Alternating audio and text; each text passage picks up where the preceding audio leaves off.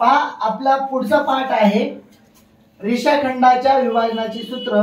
त्याच्यामध्ये जर गुणोत्तर दिलेला असेल m जसे n आणि m जसे n वेगळे असू शकतात, त्यावेळेस तुम्हाला x ची व्हॅल्यू काढत असताना सूत्र वापरायचे mx2 nx1 m अधिक n आणि y च्या व्हॅल्यू काढत असताना my2 ny1 छेद m अधिक n ह्या दोन किमती आपल्याला याच्यावरून काढता येतात विभाजनाच्या सूत्रामध्ये। दुसरा पाठ आहे त्याच्यातला रेषाखंडाच्या मध्यबिंदूचे सूत्र। याचा अर्थ असा m बरोबर n असते, त्यावेळेस m आणि n चं काम येणारच नाही याच्यामध्ये। त्यावेळेस आपण सूत्र काय वापरणार, x ची व्हॅल्यू काढत असताना x1 अधिक x2 छेद 2 आणि y ची व्हॅल्यू काढत असताना y1 अधिक y2 छेद 2। मग आता ह्या सूत्रानुसार पुढचे आपल्याला एक्झाम्पल पाहायचे। स्टार्ट। आता ह्याच्यातलं उदाहरण आहे, जर a 3,5 b 7,9 आणि q बिंदू हा ab चा 2 जसे 3 यामध्ये या गुणोत्तरामध्ये विभाजन करत असेल तर q चे निर्देशक काढा असा प्रश्न आहे। तर बघू आपण उदाहरण काय दिलेले आहे।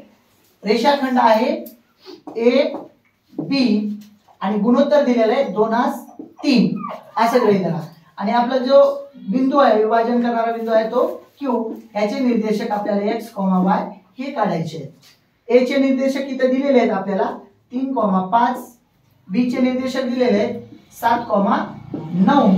आता आपल्याला ह्यांनाच काय म्हणायचे, a आहे तुमचं समजा x1 y1, b आहे तुमचं x2 y2 आणि तुमचं गुणोत्तर आहे m जसे n बरोबर 2 जसे 3 म्हणजेच m बरोबर 2 आणि n बरोबर 3।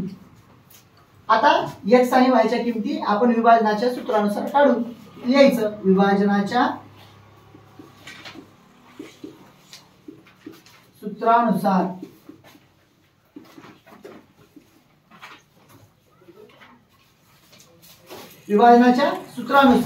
हे काय, विभाजनाच्या सूत्रानुसार x चं जे सूत्र असते ते काय, तर mx2 अधिक nx1 छेद m अधिक n किमती ठेवायच्या, उत्तर सोडवायचं। किमती दिलेल्या आहेत आपल्याला। m बरोबर किती आहे 2, x2 किती आहे तुमचा, x2 इथं आहे बघा 7 अधिक n किती आहे तुमचं 3 आणि x1 किती आहे तुमचं, x1 म्हणजे 3 आहे इथं आणि छेदामध्ये तुमचे m आणि n म्हणजे 2 अधिक 3। आता ही झाली मांडणी, x ची व्हॅल्यू आपल्याला काढता येईल, सोपं आहे।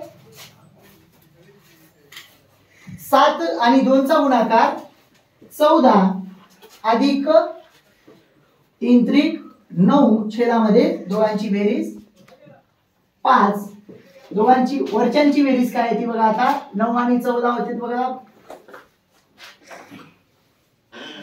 23 छेद 5 हे झालं तुमचं x।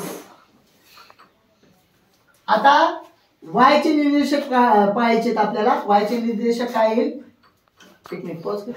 पहा x ची व्हॅल्यू आली आपली 23/5। आता y चं सूत्र वापरायचं, y बरोबर असते m गुणिले y2 अधिक n गुणिले y1 छेद m अधिक n।